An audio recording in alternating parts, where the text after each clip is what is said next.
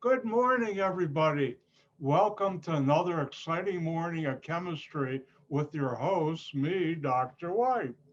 Now, I have a couple of requests. First of all, who's ever dreaming of a white Christmas, stop, wait until November. I don't know about you, but I have spent some real quality time with my driveway, snow blower, and shovel. The plow, because I'm on our part of the block, because we're on a curve, tends to put a lot of snow in the first 3 feet of my driveway, a lot. So, but I could use the exercise, but still, don't dream of a white Christmas until November. And that's one thing. The other thing I'm going to try in about a half hour, because I haven't done it yet, is to take attendance via Zoom. Let's see how that works. The other thing is this week I have to put in uh, uh, verification, roster verification. And I'm going to ask each and every one of you by Thursday, please do, if you haven't uploaded the signature agreement to the assignment area Blackboard, please do that. Because that way I can show the school you're engaged in showing up to class and everything. Just logging into Blackboard, they don't let me do that. And so normally in a classroom, I'd be taking attendance and I would be uh, able to use that as proof you're here and coming to class. All right, let's get going. Now, on, one other announcement. Don't forget, this Thursday, if you have lab on Thursday, this Friday, if you have lab on Friday, the safety lab is due. Please upload it to the assignment area of Blackboard. Do it as a PDF file. If you look on the left side of your screen of Blackboard, I have files that tell you A, how to upload it as a PDF file, and B, if you don't have a scanner, how to create a PDF file different ways with your cell phone. And at this point, I'm going to assume, even though I don't like to assume, that each one of you have access to a cell phone with a camera in it. All right. Last week, I was talking about significant figures, how important they are in calculations to determine what the actual number of significant figures are in a multiplication division and in a uh, subtraction addition. Now, this Thursday and Friday in each lab, I'll go through the problem set for chapter 2 on this. Sorry about when this does this with this is a cheaper camera, but it doesn't click. Go figure. If anybody has ideas how to get rid of the clicking, email me or stay after class today and let me know. I've been fighting it for a while. All right.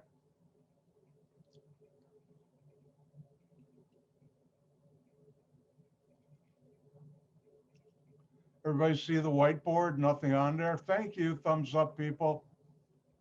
All right. One of the things I was doing, and a couple of students came, asked me after lab last week and also office hours. Don't forget, tonight at 6 o'clock on Zoom, the Zoom office hour meeting. I have my office hour. It's actually an hour and 15 minutes. Stop by if you're having any questions or just want to say hello to Dr. White.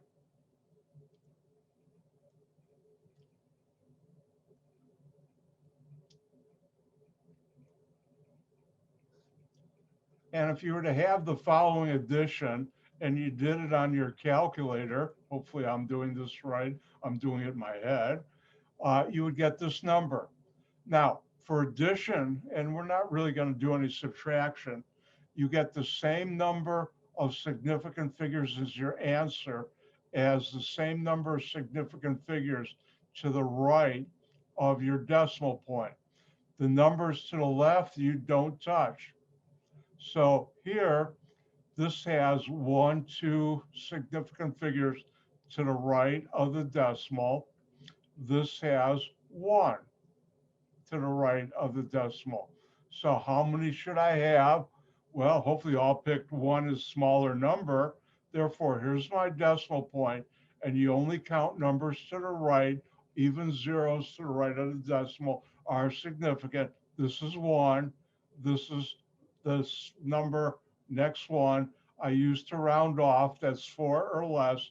So the correct answer for this number would be this. And since I like to share the fun, I'll let you try one.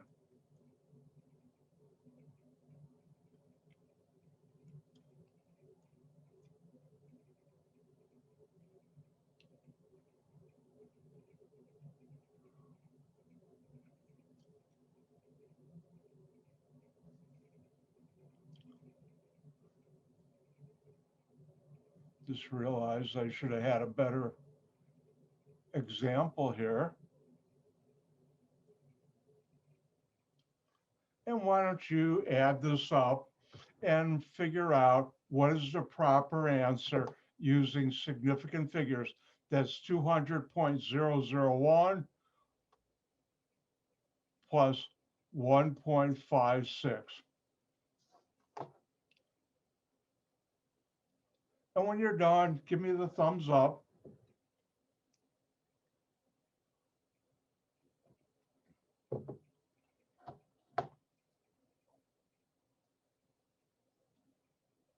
Good to see everybody working on this.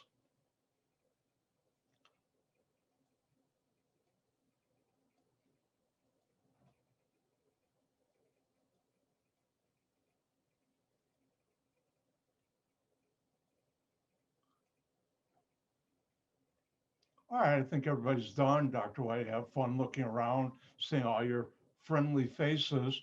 If you did it on a calculator, you would get this as your answer, which is incorrect. When you add, you have the same number of significant figures to the right of the decimal point as the number that has the fewest significant figures to the right of the decimal point. This one has 1, 2, 3. Remember, zeros past the decimal point are significant. This one has 1, 2. Now, which is the smaller number? Time's up. Hopefully all pick 2.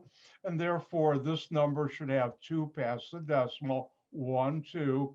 This is the number to round off. It's 4 or less. So I'm going to drop it. And this would be your answer. And let me check what the chat is. I see a lot of you are joining in with me. Thank you. Now, let me do one more example to show you. Let's do a similar one.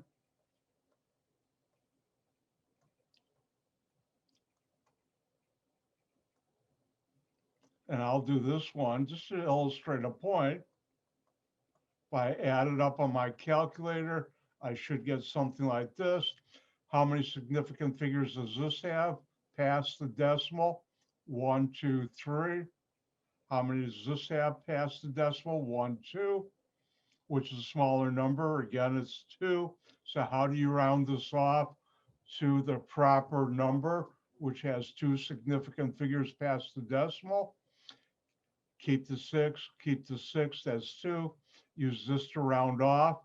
Anything past this, if you had other numbers there too, you drop. You don't in this example, but if you did, you would. This is 5 or higher, so you increase the number in front of it by 1, and the correct answer for this would be this. Remember, Dr. White writes the 7s like that. And that's how you do addition.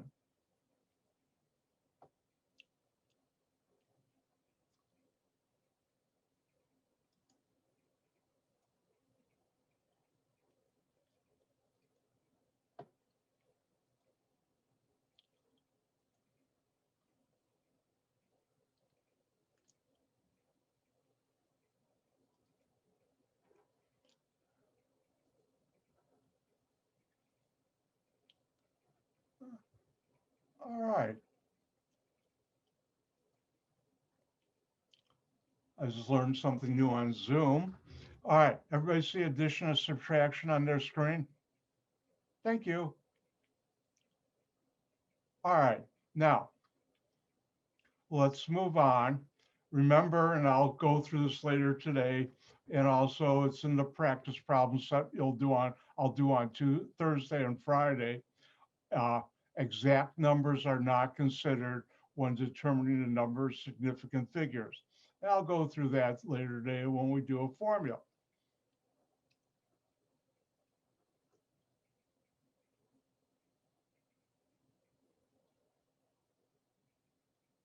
Oh, too much.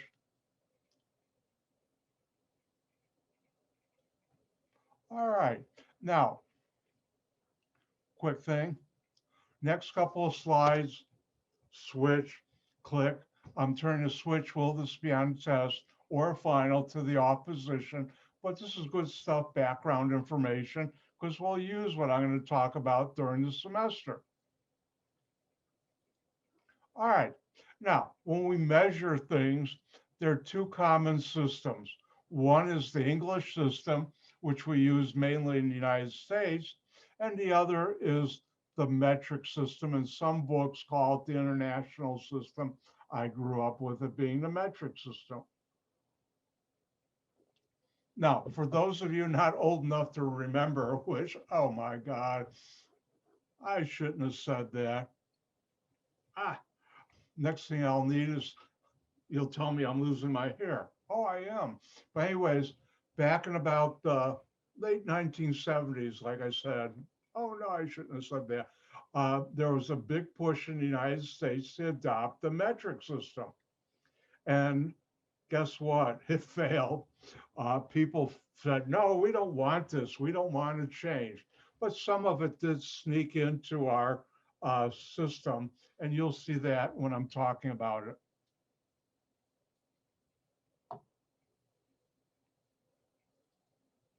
Now, uh, hold on.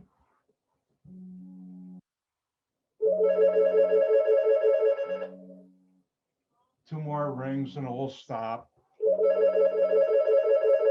And you get to hear my phone.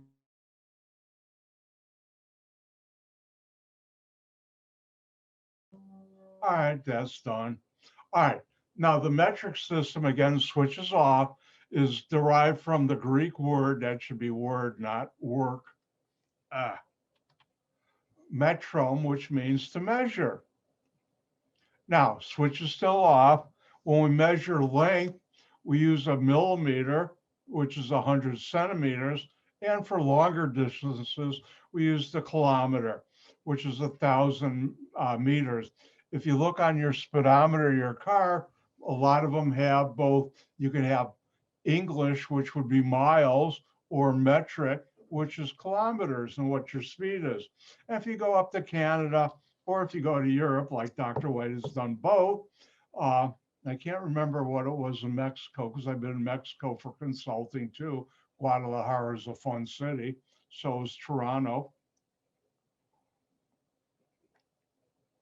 You'll see kilometers on your speedometer. Now, when we talk about volume, the unit is a liter.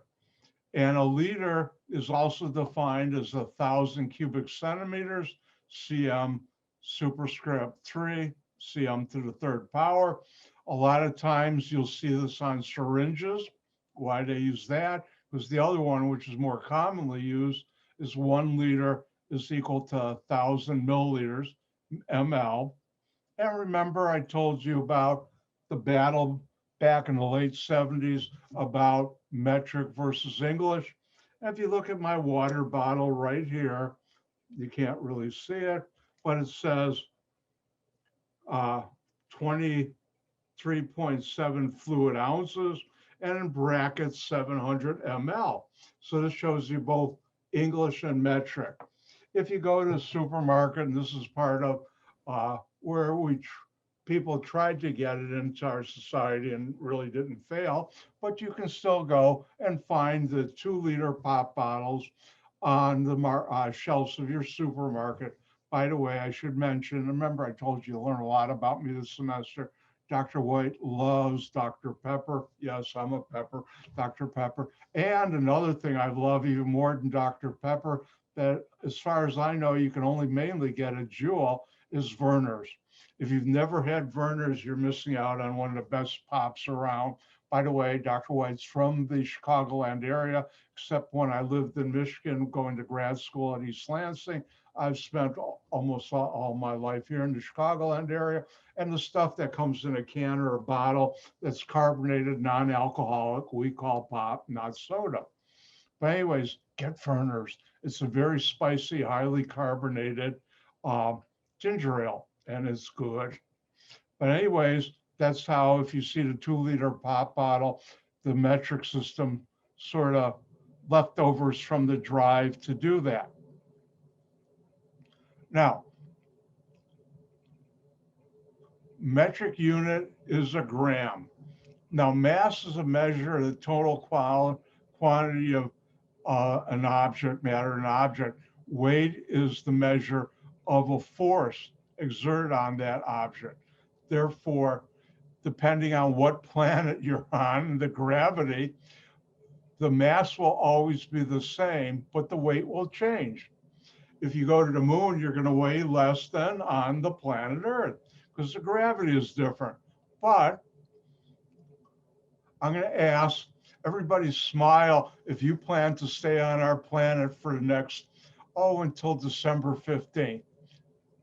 I think everybody will. I'm not going to be taking off to outer space. So I'm going to use the term mass and weight interchangeably, even though a lot of scientists would be yelling at me now. But since we're all staying on planet Earth, I'm going to do that.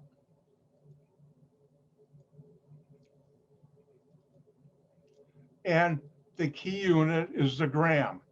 And 1 kilogram, which is a common unit, is 1,000 grams.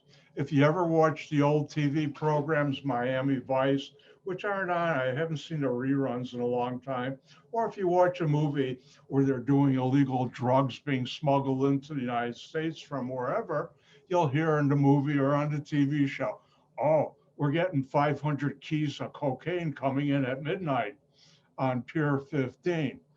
Well, what they mean by keys is the shorthand for kilogram, which is a kilo, which is even shorthanded to keys. See what amazing things you learn in my class? All right, switch is on, click.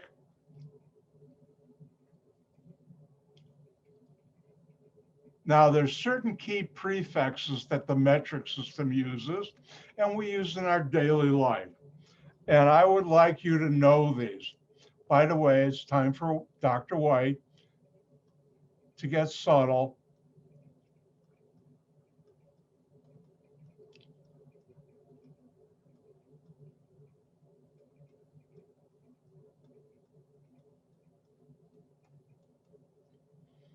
Now, as you just heard me say, kilogram, the prefix kilo means 1,000. So a kilogram is 1,000 grams. And you should know it's also abbreviated, it's a 10 to the third, which is 1,000. Now, mega and giga, if you're familiar with computer hard drives, you've learned, and also tera, which is even larger. I have in my two machines, uh, each one has a 4 terabyte hard drive, a smaller solid state hard drive, my C drive, but my data is on my D drive, which is a terabyte, which is 100 times, 1,000 times greater than a gigabyte. I do that because a lot of the video I do and other things, I use that space. Now, you should know if I ask what does the prefix kilo stand for, and it's 10 to the third. Now, another one that's important is centi, and a centi is 100th. A centimeter is 100th of a meter, which is the measuring, and you should know it's 10 to the minus 2 or 0.01. Next, you should know milli, like in a milliliter, that's 1,000th.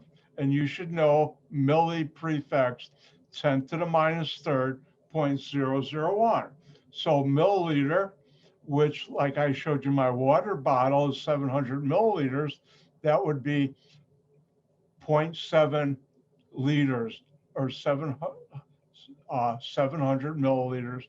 Each milliliter is 1,000th of a liter. Now micro, I just have it here, don't know. Nano, you don't have to know, I won't ask. But one of the things that's been really forefront the technology in our society has been nanotechnology. And those are things that a billionth of a meter, and they're very small, I mean, real small. And nanotechnology is helping build new materials that are super strong and super light. But from this table, you should definitely know what is a kilogram, what is a centi prefix, what is a milli. And those are the three I would hope you know, because we use them in our daily life. I'll use them in this class. All right, click, the switch is off. Now, in most books at this point, what they show or start talking about is a way of doing problem solving, which they have different names. Some books call them dimensional analysis. Dr. White uses the older term, unit analysis. Again, switches off. I see someone raise their hand. Hold on one sec. Ah.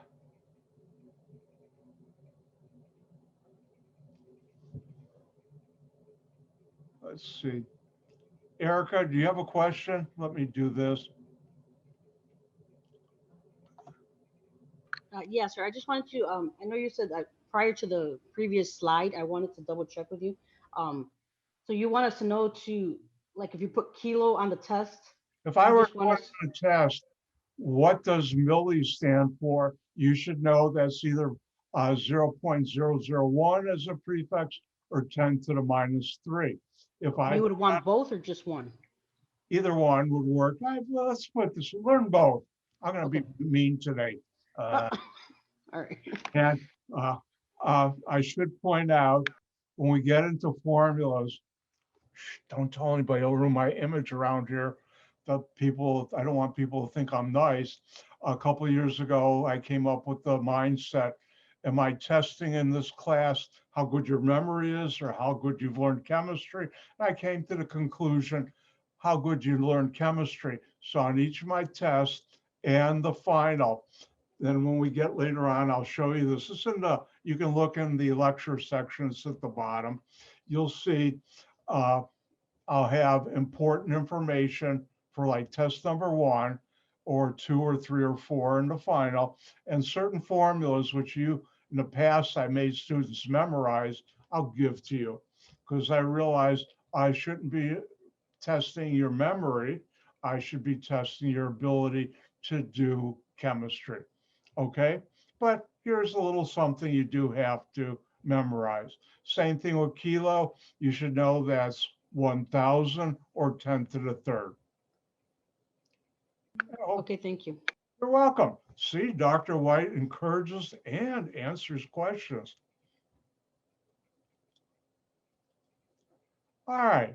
Now, unit analysis has been my good buddy and my good friend for many, many years.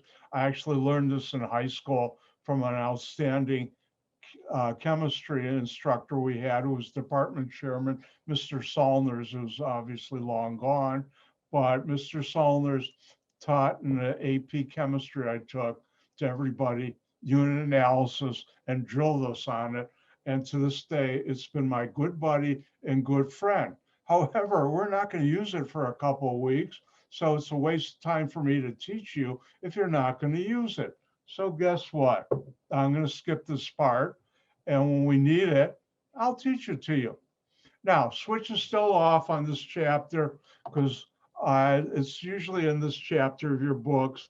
They talk about density, and density, again, switches off. is the ratio, click, you heard me turn it off, is the ratio of mass of an object to the volume of an object occupied by that object. In other words, is density is mass, and this is sometimes called per unit volume. And this Thursday and Friday, we're going to do a fun lab with Beyond Lab Z on density.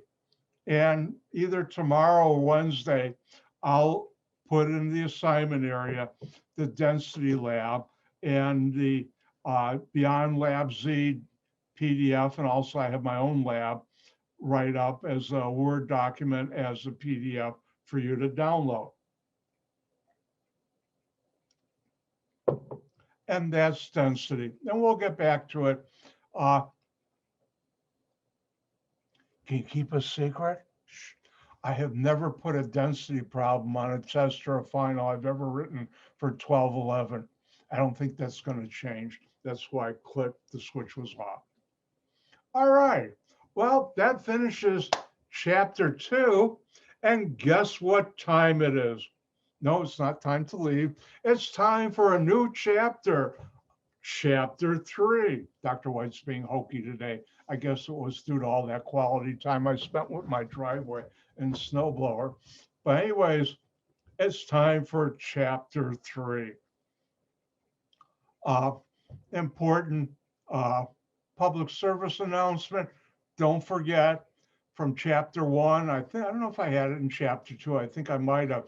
You should be learning the 37 elements of the periodic table that you should know the name and the symbol. So if I put on a test, give the name of the element with the letter C, carbon, you should be able to do that. Or if I ask what's the chemical symbol for bromine, it's Br. Now, I moved to the top of the lecture folder because it was down the bottom in Blackboard. I almost said D2L. We use that at the other school I teach at. The periodic table that you'll be given for each test in the final. And it's oriented this way in a PDF file. To make it this way, all you have to do is Control-Shift+, and that rotates it to the right. Control-Shift- in a PDF rotates it to the left, which you don't have to do. But you should take a look at that, and I'll show you that later in the semester. Question about my test. All right, first of all, I think I might have mentioned Dr. White teaches by the golden rule of teaching. And that is whatever was done to Dr. White, I don't do to my students that I didn't like done to me when I was a student. Yes, I remember when I was a student. I can close my eyes and yep, I can see those days in a lecture hall at IIT or in a smaller one at MSU where I got my PhD, Michigan State. Now, because of that, the majority of my tests are short answer tests. You're either going to solve a problem or write down an answer. Now, I do sometimes include multiple choice. Historically, test number 1 in 1211, I can say historically because I've taught it a number of times here over the years. I usually put about 5 or 6 multiple choice, sometimes even 7. And that usually there are 1 or 2 points. The bulk of my tests are never multiple choice because Dr. White hates multiple choice, but a couple sometimes they're good to use, rarely. I think on test 2 from, if I remember correctly, there's no multiple choice. And therefore, that's better for you because when we have problems where you can work out, and I'll teach you this more during the semester, if you show your work and make a math error, say it were a 10-point question on multiple choice, and you made a math error, you just lost 10 points. If I can see your work and say, oh, you just pressed the wrong button on your calculator, I bet, well, I'll take off 1 point out of 10, give you 9 points for a math error. And that helps you get a better grade. And it also doesn't penalize you for doing, oh, I pushed the wrong button on my calculator. Speaking about calculators, another public service announcement from Dr. White. You should all have a calculator. This is the calculator that I recommend in the syllabus. And hopefully you bought one. This Thursday and Friday in the labs, I'll show you how to use this and do it with scientific notation in case you don't know. If you have a different calculator, as long as I can find an instruction manual on the internet, I think just about every one you might have, I have, Dr. White can help you either after lab or in my office hour if you're having any trouble. All right, I see a lot of questions about the test, and let me answer them. First of all, the way I do the test is I will post the day before an assignment in Blackboard with the test as a PDF file that's password protected. You can download it. I'll also put in that assignment the periodic table, which you can also download right now from the lecture area of Blackboard. And I will put instructions in case you haven't seen them, how to make a PDF and how to upload them. Because if you don't do that right, I reserve the right to take 25 points off your test score if you don't upload it properly. Now, the day of the test, which will be Wednesday, I don't know what PRA is, but anyways, I'll explain that in a second too. Wow, you guys are getting the hang of asking questions. But luckily we got enough time. We're on schedule. I can answer them. All right, back to the test. So you'll download the test. Now, if you don't have a printer, which some of you don't have, or if your printer dies like mine did a while ago, if you notice back there's my new printer, which I've only had about a week and a half, and it's a nice HP printer that works well. It's about $200 from Staples. But anyways, you can handwrite. You don't have to rewrite the questions. Put on a piece of paper, put your name on top, your section, and then problem one, put your answer. Say problem 5 was one where you have to do some calculations, show your work, put your answer, and then with your smartphone, if you don't have a, by the way, has anybody ever seen a dumb phone for sale? But anyways, with your smartphone or scanner, make a PDF file, and then you'll upload it. Now into timing, what I've done last semester, and I'm still debating this semester, next week I'm going to class on test security. What I've done in the past is you download it and then you'll have until 9 o'clock the next morning to do it and upload it. And the reason I've done that is because what happens if you lose internet connection? Do you get a 0 on the test if it was time? No, you shouldn't. And that's happened to me. It's happened to my students, not for me taking a test. All right.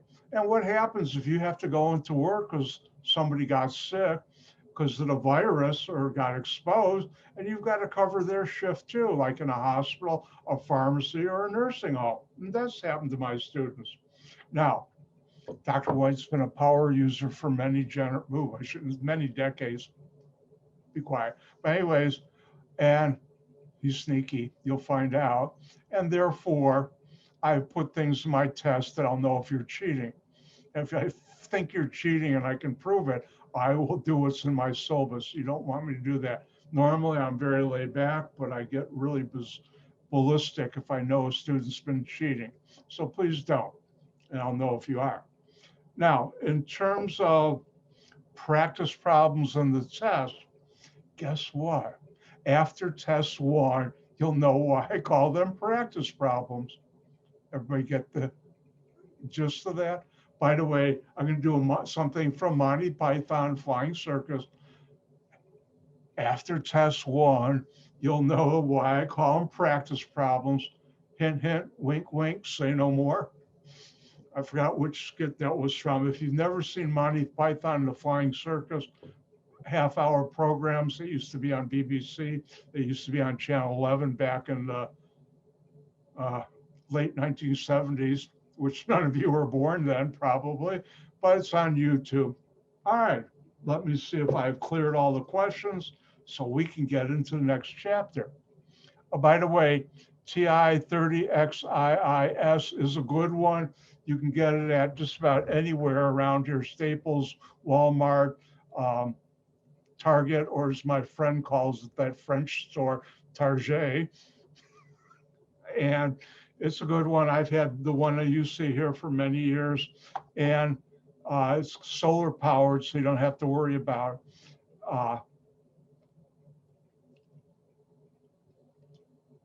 Now, someone asked, can we do an assignment from the practice problems?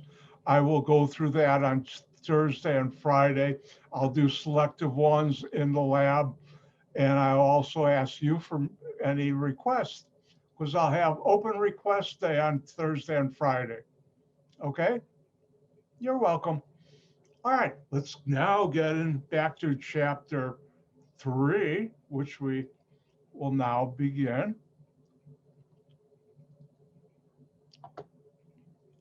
All right, everybody see chapter 3 on the screen? Thank you.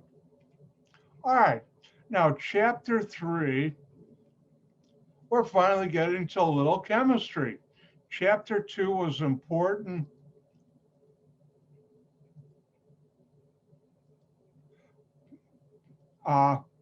because it's important to know how to do significant figures in math and how to deal with it. But now we're going to get into some.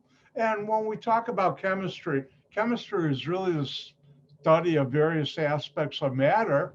And the question is, what's matter? Well, I'm never going to ask you on a test, switches off on this slide, what is matter? I can ask better questions than that, and I do. It's anything that has mass and occupies space. And mass refers to the amount of matter present in a sample. Now, since we're all going to stay on the planet Earth, as I just found out a little while ago, I'm going to use interchangeably weight and mass. I shouldn't, but I will. So anything that has mass and occupies space is matter. If you look at me, I guess I matter. Ooh, that was a bad joke. Now, if you look at this bottle, real life, there's water. Guess what? That's matter. If I were to have,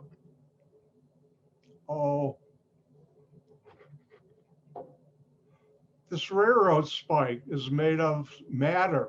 It's got mass and it occupies, it's got dirt on it too. I should dust more often, but anyways, and it has a certain volume. It occupies space. By the way, one of Dr. White's hobbies is model railroading, and I love railroads. I also do LEDs. All right.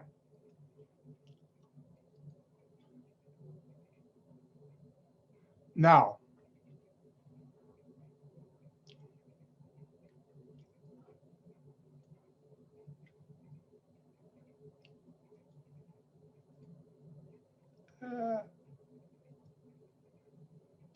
when it comes to matter, there are different states of matter. And it's time for Dr. White to be subtle again. It's time for Dr. White to move this down here.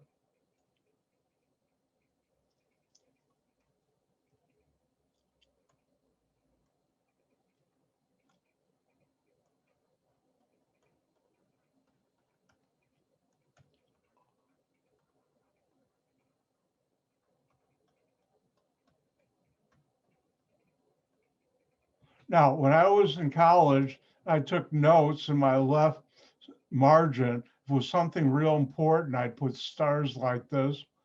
And if it was really, really important, I'd put 3 stars. And if it was really important, like I knew it was going to be on a test, I'd put 3 stars. I'd also do this, which I am now doing. Now, there's 3 states of matter. The first one is a solid. And a solid is defined as something that has definite shape and definite volume. Now, they say incompressible. This part you can just knock off. I should have taken it out. What you should know is a solid, definite shape, definite volume. That's a solid. Next, a liquid. A liquid has indefinite shape, but definite volume. And finally, a gas has indefinite shape and definite volume. Now, what's definite shape and definite volume? Good question. Thank you. And if we were to look at my mug with my initials on it, the RKW, this has definite volume and definite shape. If I were to have a piece of metal, or Dr. White's into plastic, certain things, this is glow in the dark or side glow plastic. This has definite shape and definite volume. And if you were to come back tomorrow, it would still have the same volume and shape. And that means this is a solid. Everybody hear that? It's a solid. Now, next thing, what's a liquid? Well, if you look in this bottle, the water here is the liquid. How do we know it's liquid? If I were to use a measuring device, in our lab, we call that a graduated cylinder. In your kitchen, you call that a measuring cup. I could determine the volume of this liquid. Now, it's indefinite shape because you notice the shape of the bottle the water is taking. And if I were to pour the water, which I won't because I still have some tea left, into here, the water would take the shape of the cup. And if I had a glass, which I never have, I'll have to look for one that was square, the water would take the shape of the square glass. Anybody sees anywhere to get square glasses, let me know by email. But now, well, how about a gas? If I have a gas, first of all, whatever cylinder or container I take, put it in, it will fill and take the shape of that container. The other thing is gas expands and therefore has no real volume. It has indefinite volume. If I had this water bottle, which was empty, filled with oxygen, it would have a certain volume. If I took the cap off or cut it and the oxygen escaped, it would fill my whole office here, otherwise known as COD North. I'm north of COD in Glen Ellyn. But that's what we mean by indefinite shape. Now, one of the things I usually do in a class, if we're in a classroom, I'd say, class, everybody together with me.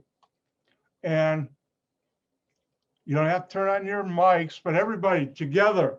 What's the first physical state of matter? Solid. Come on, everybody, join in.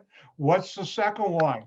Liquid. You don't have to turn your mic on, but just sort of do it. Pretend I can hear you. And then the third one, gas. Gas. Thank you, who's ever helping out. So first one, everybody, don't turn your mic, but you can if you want. Solid. Solid. Second one, Liquid. liquid. And the third one, Gas. gas. And you should know, thank you, whoever helped out with me. You should know that a solid has definite shape and definite volume. You should know a liquid has indefinite shape and definite volume, and a gas has indefinite shape and definite volume. And by the way, the person who has their cat, that's a solid because it has definite shape and definite volume. And by the way, all pets are welcome. At ECC, one assistant deans sent around a list of what certain faculty put in their syllabus for being on Zoom.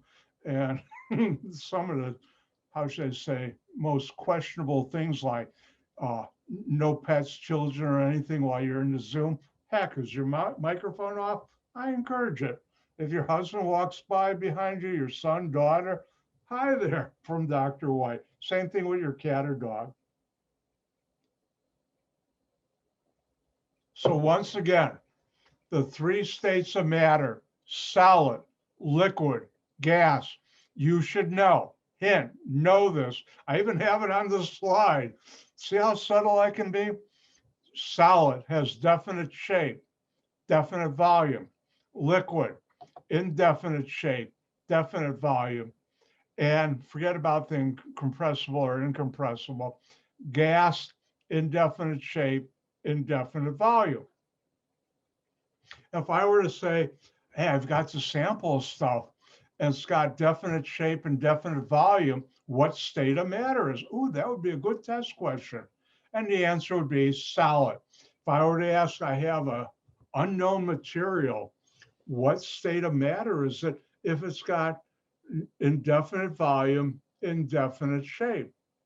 And the answer is a gas, and not to leave liquids out. Remember, a liquid has indefinite volume, indefinite shape. And you should know the three states of matter are solid, liquid, gas. And I sort of miss when we're in the classroom, I get the students to really scream it out. And it's fun. Chemistry can be fun.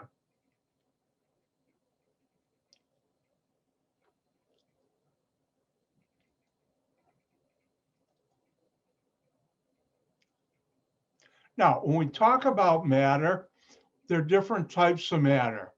And one type of matter, and you should sort of know this because I'm going to use this in our lectures, is a pure substance. A pure substance is a single kind of matter that cannot be separated into other kinds of matter by any physical means. And don't forget, videotapes are available, videos of our lectures and labs on my YouTube channel, which I see a number of you are already watching. Thank you. You're making Dr. White into a YouTube star. But another way of saying that is pure substance of matter is composed of only one type of atom or molecule. Another way of saying it is only one substance is present.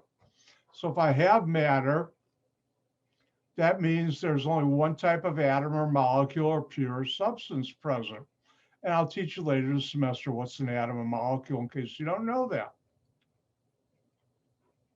So if I had, which you really don't, but let's assume in this bottle there was only water, no impurities, which you can't get your, then this would be a pure substance. Now, everybody inhale, exhale, don't hold your breath and turn blue, please. The air you just breathed in is not a pure substance because it's a mixture of oxygen and nitrogen. And now Dr. White's going to do a cliffhanger. And after our short break, I'll tell you about what that's called. And with that, I'm going to see you at 10:55 and I'll be back. I'm going to do my stretching exercises.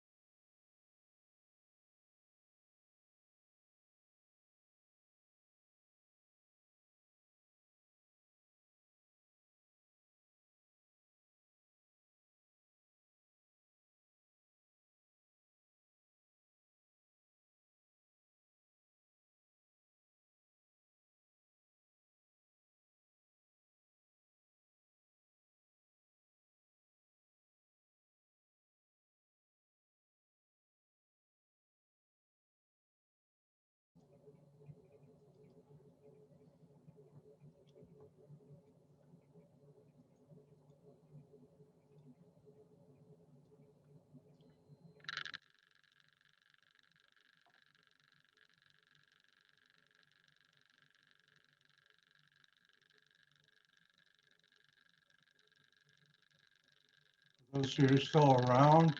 Is it clicking back? It's still there. Ah,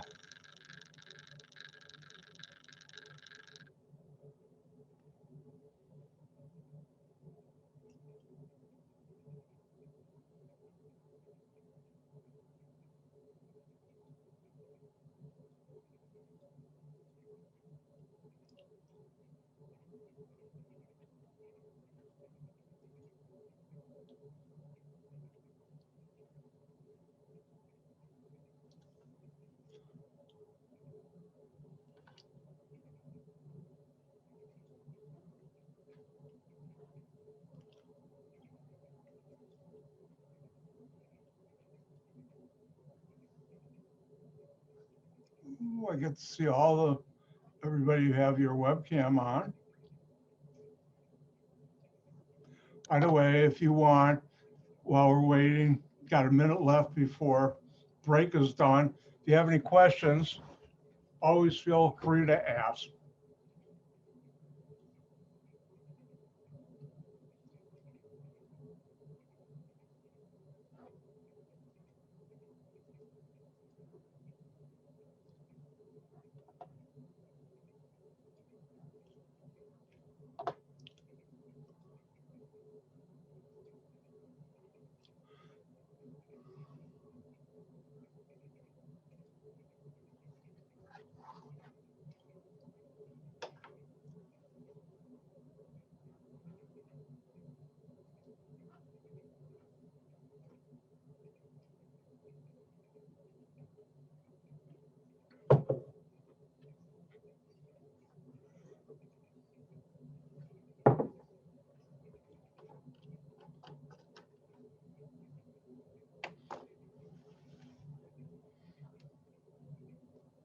All right, let's get back to work. Excuse me. For those of you logged in a little late, I asked earlier at the beginning, please upload the signature agreement by Wednesday at the latest, because I have to do a roster verification. I'm going to try afterward today.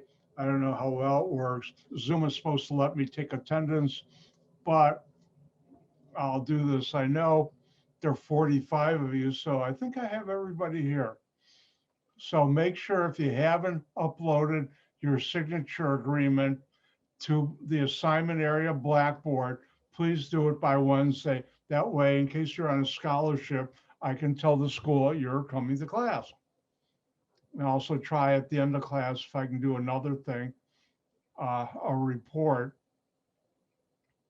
But anyways, let's get back to work. Remember, what are the three states of matter? Solid, everybody together, liquid, and the last one, gas.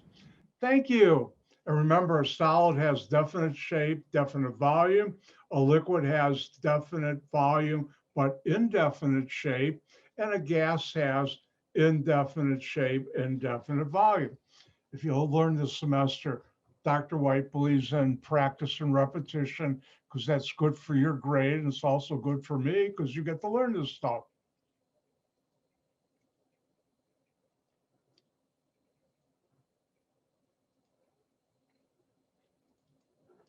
All right, hopefully everybody sees chap matter on your screen. Thumbs up, people. Do you see it? Thank you. Or shake your head, people, too. All right. Now, as I said, matter, a pure substance, which is one type of matter, consists of only one type of substance. It's sort of circular reason. Oh, no, it's pure substance, or one atom or molecule. Now, what happens when you don't have a pure substance? We call that a mixture. And a mixture, and I'll use this term interchange throughout the semester, is a physical combination. I'll not ask you ever on the test what's a mixture or what's a pure substance, but you should know these terms because I'll use them. And a mixture is a physical combination of two or more substances, which can be either atoms or molecules, which each substance retains its own chemical identity. Oops, I forgot to shut something off. Hang in there. If you were in a classroom, you'd see me do this if because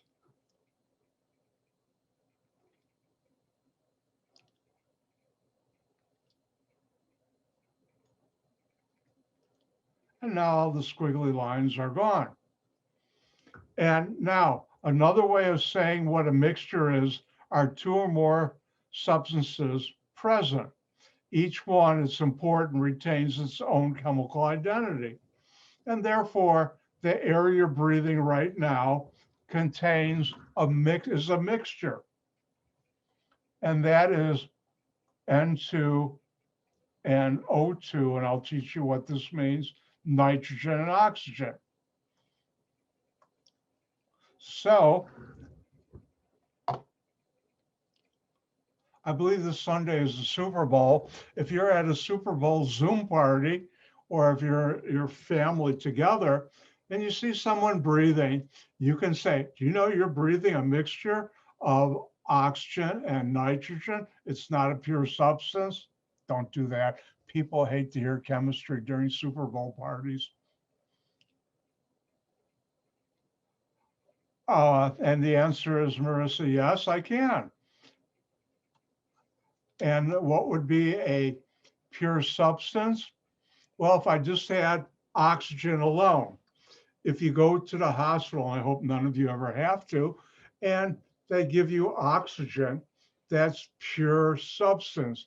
In the tank, gas tank that they're using to give you the oxygen, it's a pure substance, at least I hope it is. Now, another one would be, ooh, time for something important, learn about Dr. White. How many of you are familiar with that white substance that you shake to put on your French fries or other things? And we call that salt. Thank you. Now, here's the thing I wanted to teach you. Salt, if you buy kosher salt, not the iodized, is made up of the molecule sodium chloride.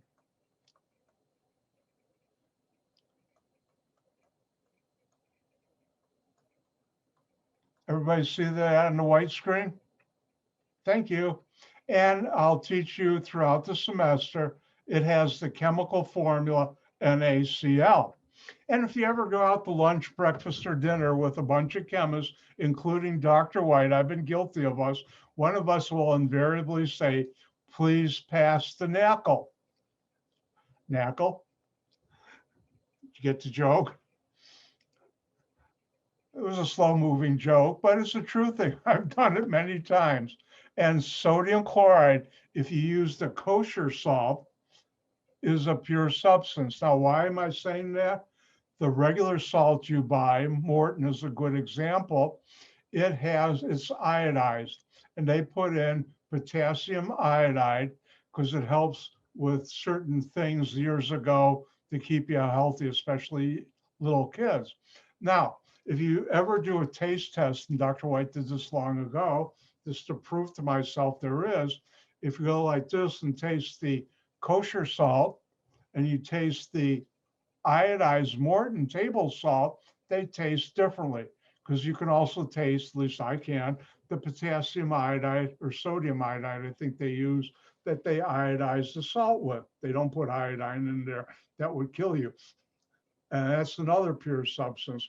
Ooh, what's another pure substance? If you want, send Dr. White a nice bar of gold, platinum, or palladium. Be sure to send it to the Save Dr. White Foundation. I'll have to figure out what the address is. I'll get back to you on that. That's it. So if you have a ring on, I don't have my ring on right now, it's made of gold. Hopefully that's pure substance. And that's an example of pure substance. And a mixture, well, oh, here would be a good mixture. Say I had the water and I put in some sugar and I shook it up. This would now be a mixture. And later on, I'll give you another name what that be. And if I drank it, ooh, that's sweet. Or another mixture, this is a complex mixture. And that would be, by the way, I charge extra for kids. No, I don't.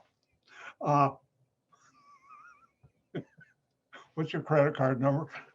But anyways, another mixture, complex mixture, you don't think of it as gasoline is a mixture of many substances, not just two. Also, the pop you drink, that's the mixture. It's got water, sugar, and a whole lot of other things in it. By the way, if you missed it earlier, Dr. White loves Dr. Pepper and even more loves Verner's. Good question. And the answer to that is water, assuming it's pure water, not contaminated, is a pure substance. Now, the closest we can get to truly pure water is if you buy from the supermarket. I think they still sell it. I haven't looked for a long time. Steam distilled water. And that's pretty pure water. But to get absolute pure water, it's very hard. You've really got to, it's something also that's very expensive. We use something almost as pure, totally pure, with nothing in it for our nuclear reactors. All right. So don't forget, if you're with me at a lunch, breakfast, or dinner, or a Zoom lunch, breakfast, or dinner, I'll ask, please pass the NACL. Now, when we talk about substances or matter, they're different types. And another way of defining it is one type of matter is called an element. And this is a pure substance that cannot be broken down into simpler substances by chemical or physical means. You should know what an element is. Hint. And example of that would be gold is a pure substance, an element. Silver is, platinum is, and those are all pure substances that are elements, which are in the periodic table, which you should be learning right now. Now, a compound is a pure substance that can be broken down into two or more simpler substances by chemical means or other means. An example of that would be, this is water. And I'll teach you later on what this, in case you'd never learned, H2O is water. And you can, by various means, take water and break it down into hydrogen gas and oxygen gas. You can break it down. Sodium chloride, you can break down, don't try it at home, this is very dangerous. You can break it down to sodium and chlorine. So sodium and chloride is a compound. What's another compound you use in your life? Here's one. This is very complex. This is sodium sulfate. If you've ever seen those little envelopes and things you buy like electronics, optical, and even food, where they say, don't eat this, that's sodium sulfate that absorbs any moisture. But this is a compound that I can break down into other things. So an element you cannot break down by any way. A compound you can break down by chemical means. And finally, a mixture, as we talked about, two or more substances that retain each other, and you can separate it by physical means. I'll talk more about that later in the semester. And you should know that. Now, click, switch is still on. When we talk about substances, we can talk about properties. And these are certain, I'll never ask you what's a property on a test, but you'll see why I turned the switch on, are characteristics used to distinguish one substance from another. Now, it turns out there are two types of properties. One is called physical property. And I'll never ask you on a test what is a physical property, but I will ask you the following, and I'll get to that in a second. Now, physical properties are characteristics of a substance that can be observed without changing the basic identity of that substance. Another way of saying that are They're distinguishing characteristics of a substance that are used in its identification description. Now, what would be an example of a physical property? Well, if we were at COD, I'd have you look out into the parking lot and say, how many cars are red or blue? By the way, Dr. White's favorite color is red, if you haven't guessed that by now. And you can tell that. Another thing is odor. If you smell a rose and you smell an animal that's been skunked, they have different smells. And if you haven't figured out by now, a rose smells real good. At least Dr. White likes to smell roses. And skunks, well, yuck. And that's a physical property. And that would be an example. So if I were to ask you the fact that the top I'm wearing is blue, is that a physical property? And the answer is yes. So on a test, if I give an example of a physical property, I've just given you a couple. Now, the other type of property is a chemical property. And a chemical property is a characteristic of substance that describes the way the substance undergoes or resists change to form a new substance. It's another way of saying a characteristic of a substance it's only displayed through changing its composition.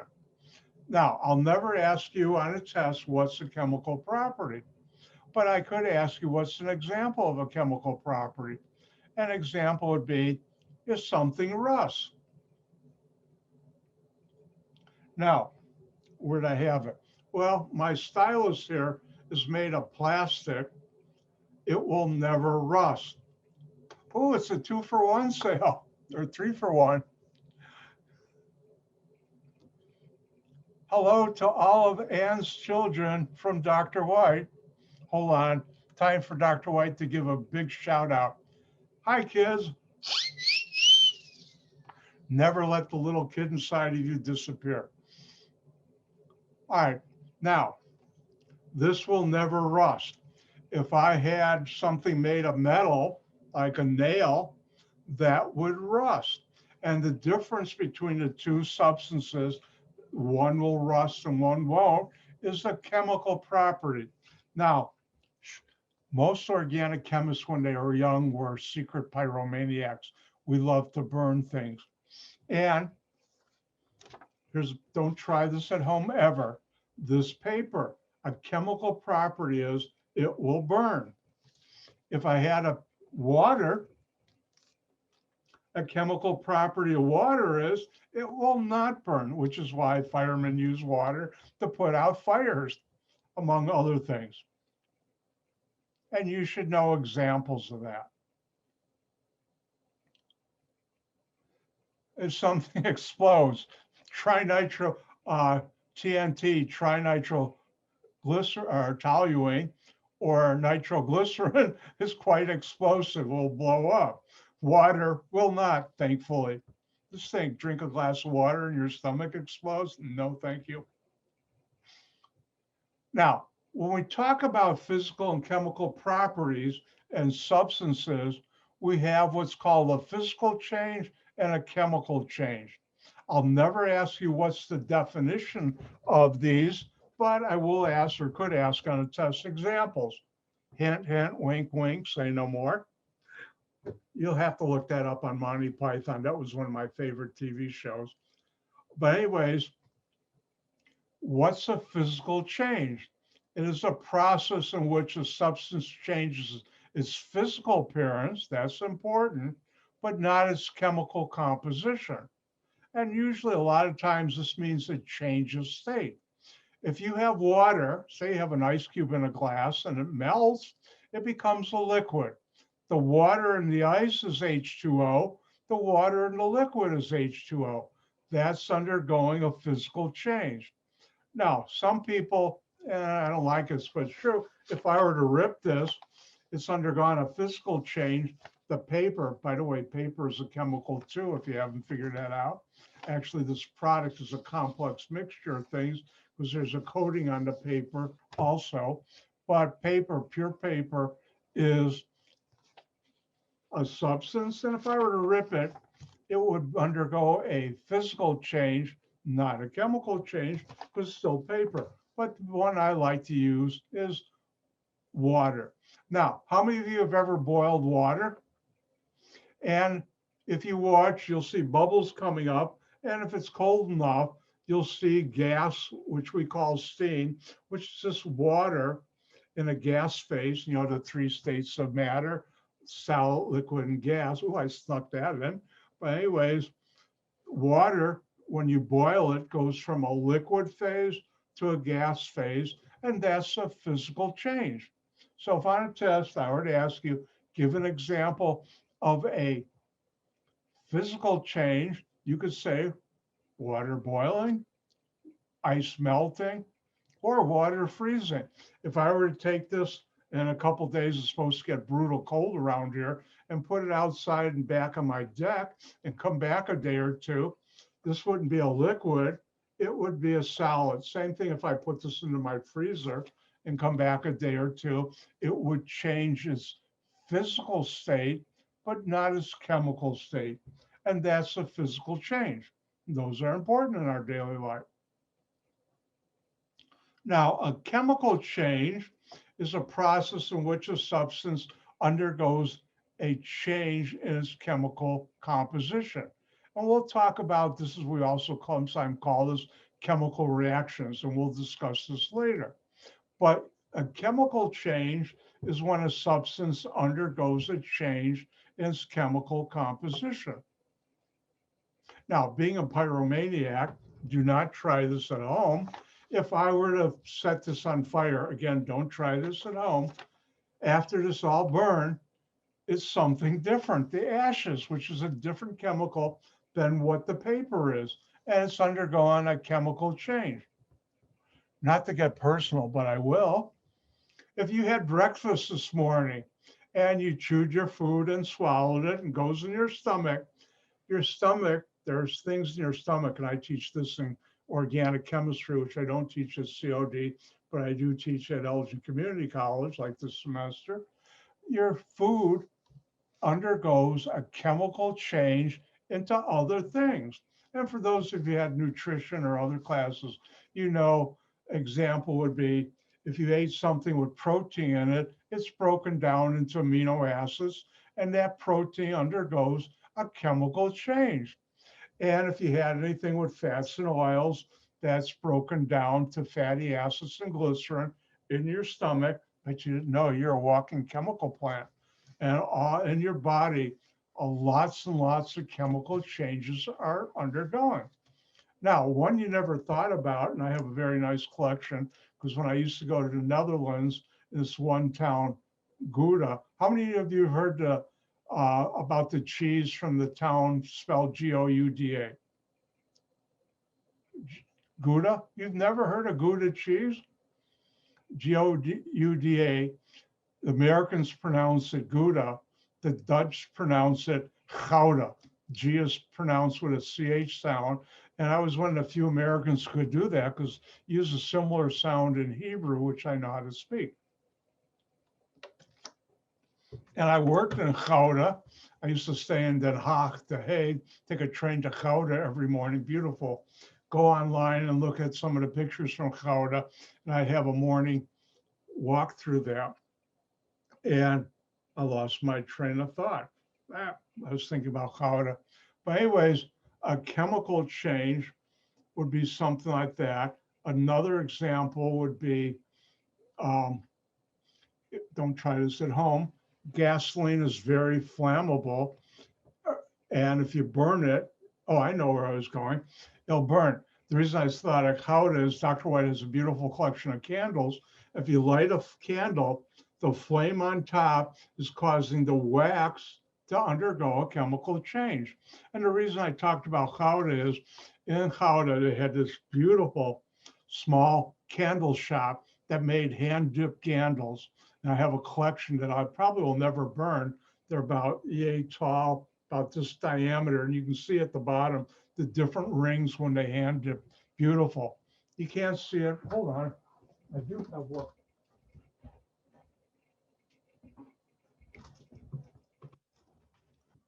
Here's a candle from that same shop.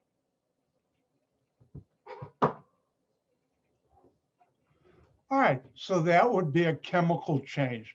If I were to, which I like these, if I were to set this on fire, you'd see a flame, but what's happening is this wax is burning, undergoing a chemical change to make that heat. And I'll teach you later on, also makes carbon dioxide and water. Same thing. Ooh, one more. I assume all of you have been in a car or another vehicle that has a gasoline engine or a diesel engine. And in the case of gasoline or diesel, when you step on the accelerator to make it go faster, by the way, Dr. White has a lead foot and a good radar detector. But what happens is in your car engine, the gasoline is undergoing a chemical change, making the energy to make it go faster. One of these days, if I ever do it, I would definitely like to buy a Ferrari, but not this week. So that's a chemical change. Now, I'm going to mention this later on, switches off right now. There's a law called the conservation of mass. Matter is neither created or destroyed in a chemical reaction. You just make other matter. And we'll learn more about this. Again, I'll teach this later on. Don't have to write this down unless you want to. I won't stop you from that. Conservation of matter or mass, sometimes of mass, matter is neither created or nor destroyed in a chemical reaction. We'll learn more about chemical reactions later. Now, switch is still off. Hold on. For next couple slides, click. I just turn the switch. Will this be on test off? But I do want to cover this because it's important things I'll talk about throughout the semester. Energy is a component of the universe, and by definition, it's the capacity to do work. I can go through this pretty quick. There's different types of energy. This switch is off. Kinetic energy associated with motion, potential energy associated with position. And there's other ways of doing that. And here are some of the units of energy. Most of you are familiar with the calorie. If you eat food, especially stuff you shouldn't, if it's high calories, you put on weight. Low calories helps you keep it off. Dr. White loves potato chips. That's one of my bad things. Bad Dr. White. But anyways, that's calories. That shows how much energy is given off when you consume that type of product.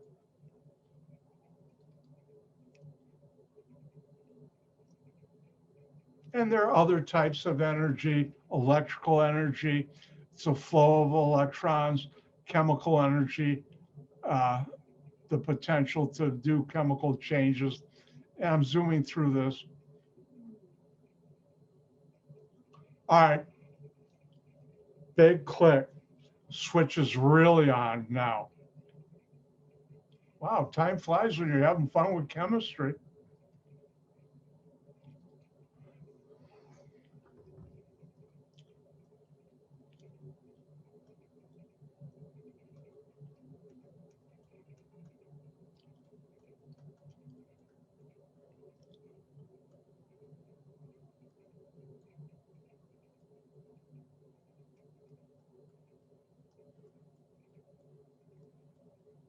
All right, let's talk about temperature scales.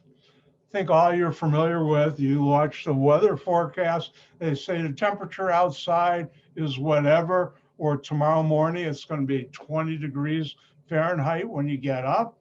And temperature measures the ability, how much heat something has, or the ability to transfer heat from one to another. But we measure temperature, and they're different temperature scales. Now, in chemistry, science, we use mainly Celsius. Celsius, yeah, I forgot to ask. Thumbs up, people. Do you see temperature scale on your screen? Thank you.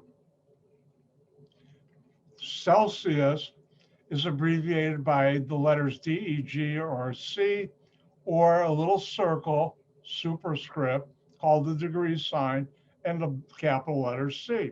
On a test, I'll use either one, and this is Celsius. Now, when I took chemistry in high school and college, it was called centigrade. Then they changed it to Celsius. And once in a while, I'll say, oh, the temperature is centigrade. And I meant, oh, Celsius. Now, another temperature scale that's used especially for gases and very low temperature is Kelvin. And finally, the third one, which you're probably most familiar with being in the United States, is the Fahrenheit, which is abbreviated by degree F, or the little degree symbol superscript 0F. So we have Celsius, Kelvin, and Fahrenheit. Now, it's interesting. How come they don't call Kelvin, which is named after Lord Kelvin, an English scientist who did a lot of work in temperature scales and came up with this, and gases? And because of that, I think his name was Thompson, I always forget, he was knighted, and it's Lord Kelvin. I think knighted or made a lord. And why don't we have degrees Kelvin? Because unlike Celsius and Fahrenheit, where you can have a negative number, Kelvin is absolute temperature. That means you can never get a Kelvin temperature less than zero. And it's interesting, 0 Kelvin is called absolute zero. And that's the temperature when all molecular motion stops. Everything stops. We do, electrons in our body and the atoms in our body stop.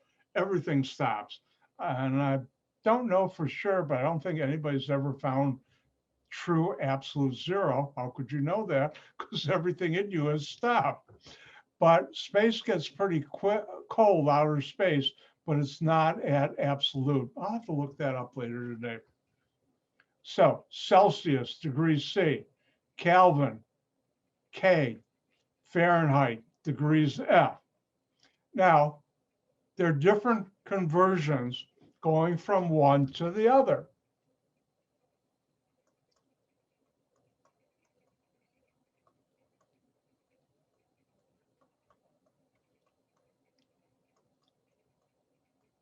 Now, on a test, I will give you these formulas, important for information, and I should have down here know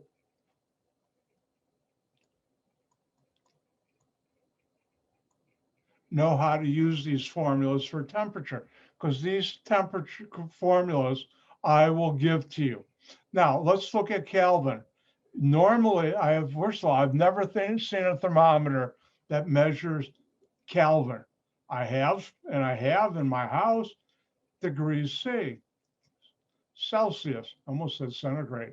And to convert from centigrade to Kelvin, you go degrees C plus 273. This is a formula, definition. Therefore, 273 is an exact number. Let's see what that means.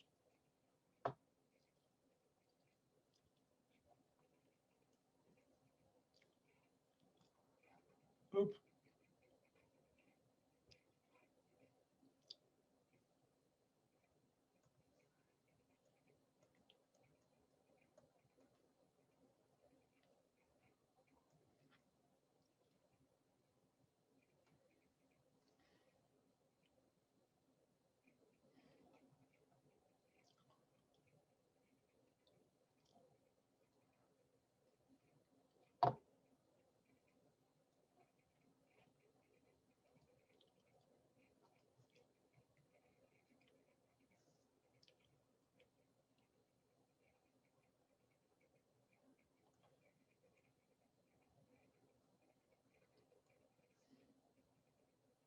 Hang in there. If I were in a classroom, you'd be watching me write this on the board.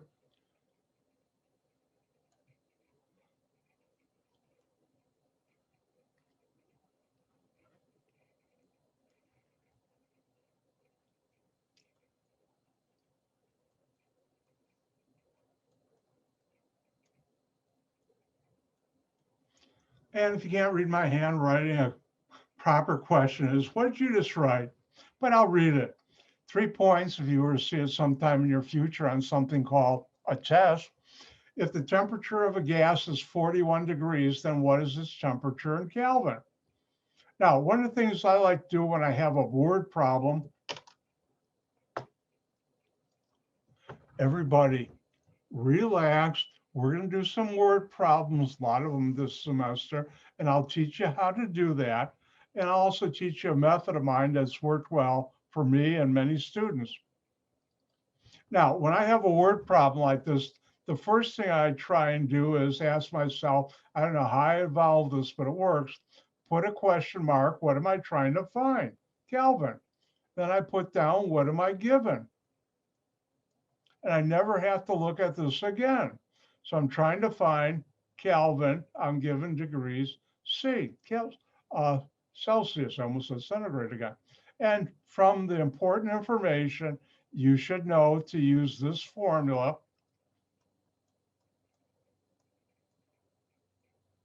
And now I'll put in my degree C.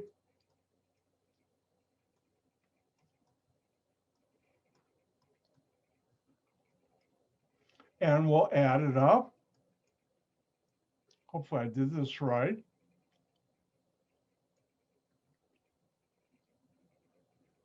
If you don't put units, I never take points off. And the correct answer would be 340, 314. But no, it's not. This is two significant figures. Oh, wait, I always get this one. When you add, you only look at significant figures past the decimal. This is zero, this is zero. Here's your correct answer. Let's do another one. Same thing. I won't write the whole problem out.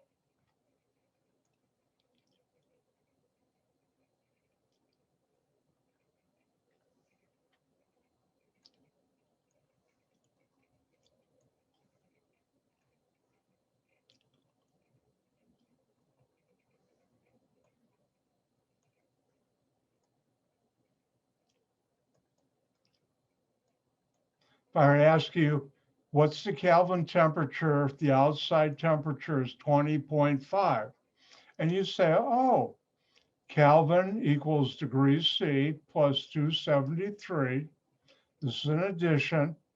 My centigrade, I did it, Celsius is 20.5 plus 273. And I'll get 293.5.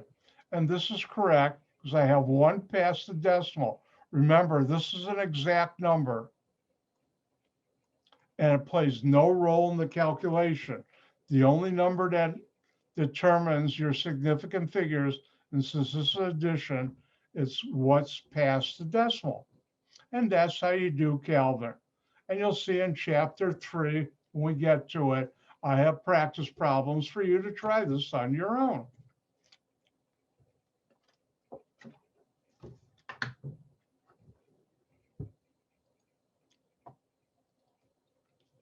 Now, the next formula is Fahrenheit, Celsius to Fahrenheit. This allows you to go from Celsius to Fahrenheit. And interesting story, I used to use this formula a lot.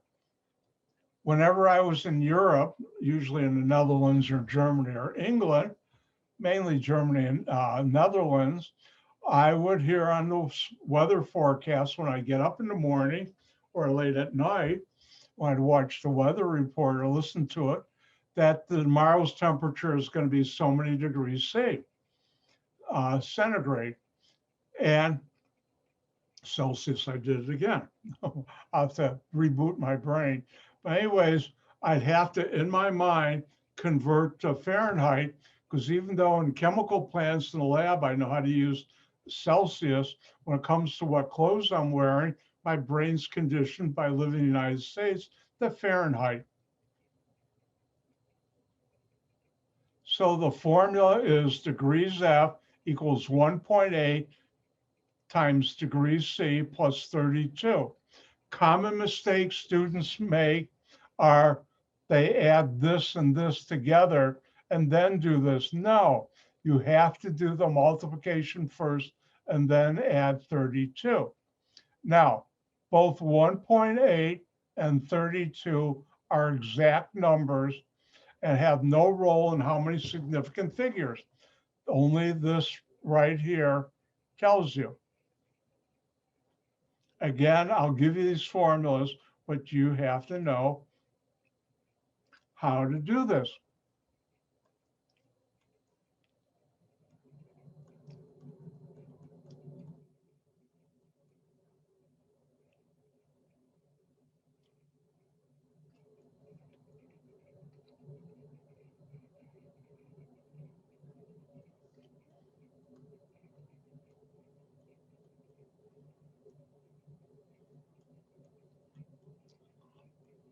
I don't know what it is, so I'm going to just guess.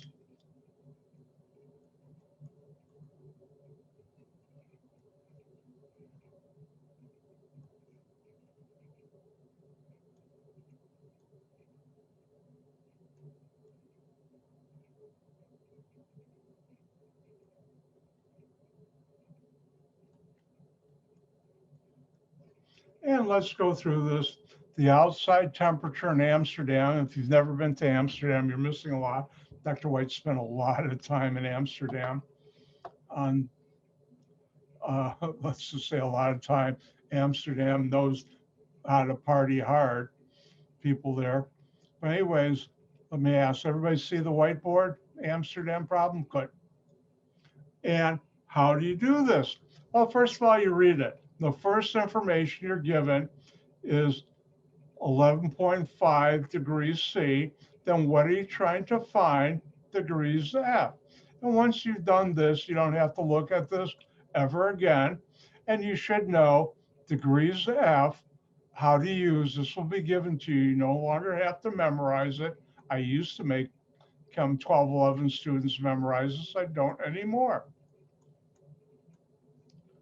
Degrees F equals 1.8 degrees C plus 32. Therefore, I'll put this in.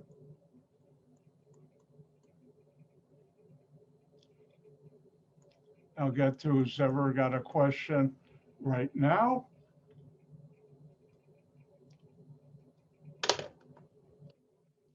Somebody beat me to it, but let's look at this.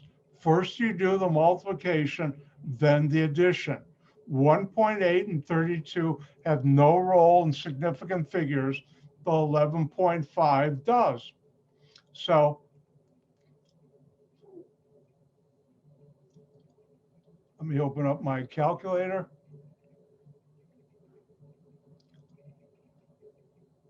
Okay.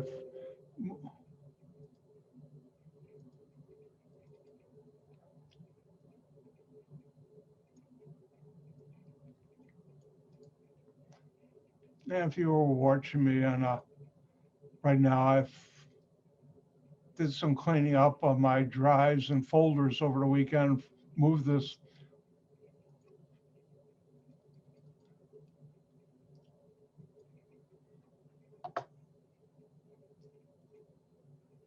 All right.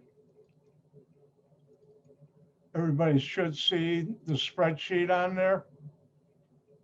So I'm gonna do plus 1.8 times 11.5 my memory. And my calculator gives me this number. And this you should really round off to what? 11.5 is three significant figures. Therefore, and I'm going to see more zeros on there because the way you format on a spreadsheet really should be 21.9. Then I'll take this, add 32.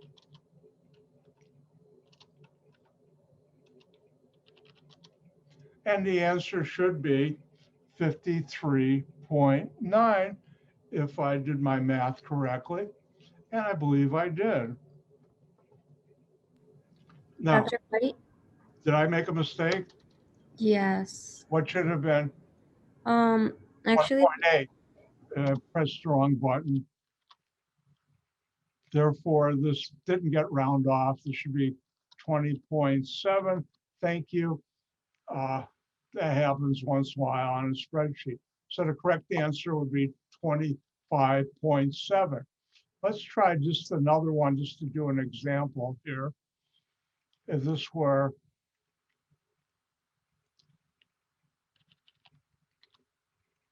and now if I were to get this number, because I came up here, let me do this number, I used 11.3, I'd have to round this off to 20.3. And now you see how you round it off. And what I actually did, and let me go back to here.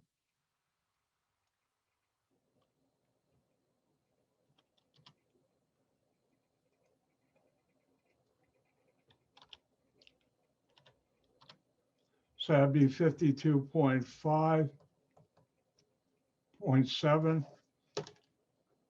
And therefore, this would be, and if you do or don't put the units, I don't take points over there.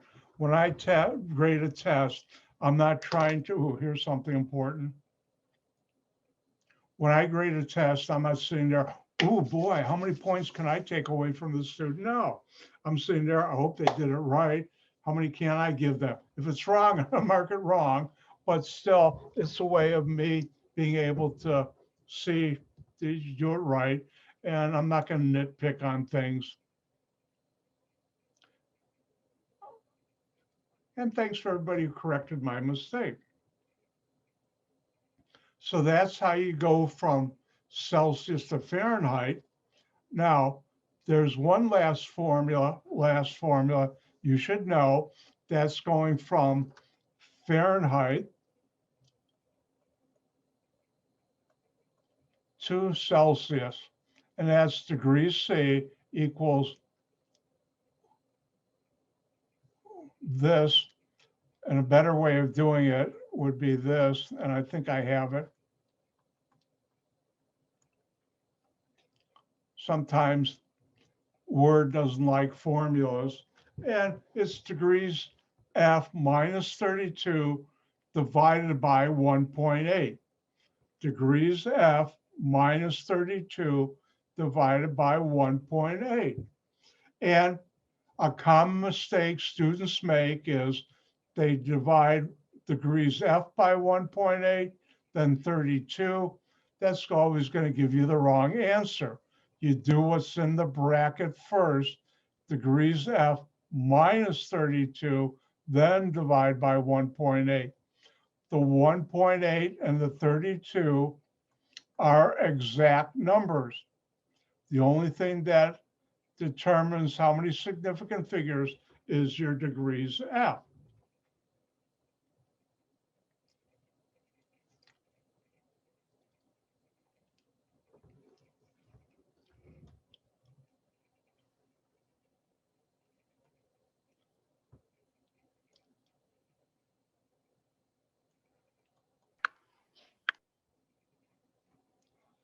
Everybody see the 3 points on the screen? Thank you.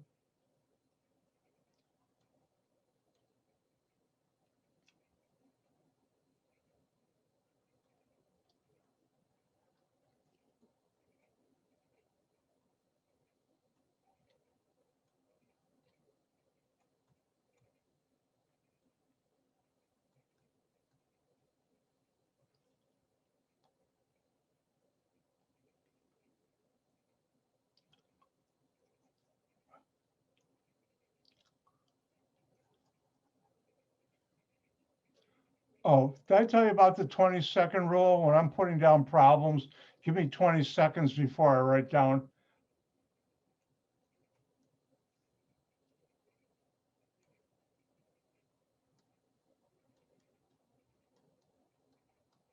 All right, let me decode this for you.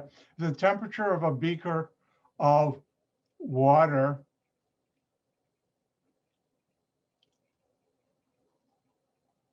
is, that's what happens when you rush. I'm trying to beat the clock. 85.6 degrees F. what is its temperature in degrees C? So what are you trying to find, degrees C? What are you given? This, and you should know degrees C equals degrees F. When I say know how to use, you'll be given this formula, degrees F minus 32 divided by 1.8. Therefore, I'll put in 85.6 degrees F minus 32 divided by 1.8. I'll go to my trusty calculator.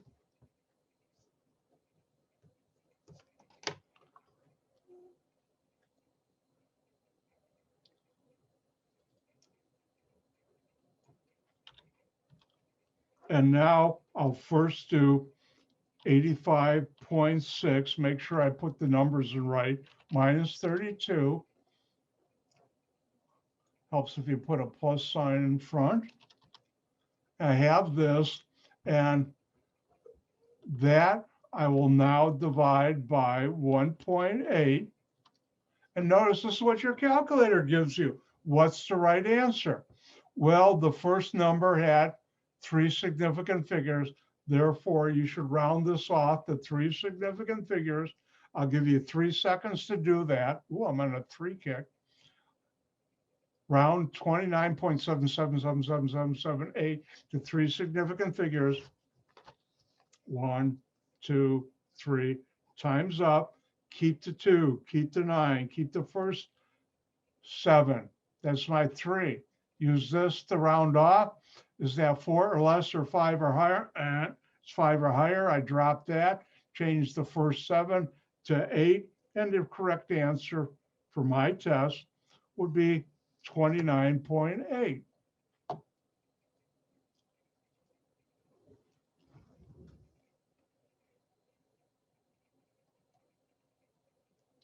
And that's how you do it. Now, I'll do more of this on Wednesday. It's also in your problem set for this chapter. If I look at the clock, boy, this 2 hours just went boom. I hope it did for you. All right, remember, if you haven't already, by Wednesday, Thursday at the latest, but really Wednesday, upload your signature agreement to the assignment area Blackboard. Most of you have, but you have to do it. Please do it for me. Also, remember, I'll see you on Wednesday. And with that, I'll say, Gang Gesund, goodbye, bye. And don't forget, I have my office hour tonight. And by sometime tomorrow afternoon and evening, this lecture will be on our Zoom, Chem YouTube channel for Chem 1211. Gang Gesund, goodbye. I'll see you on Wednesday.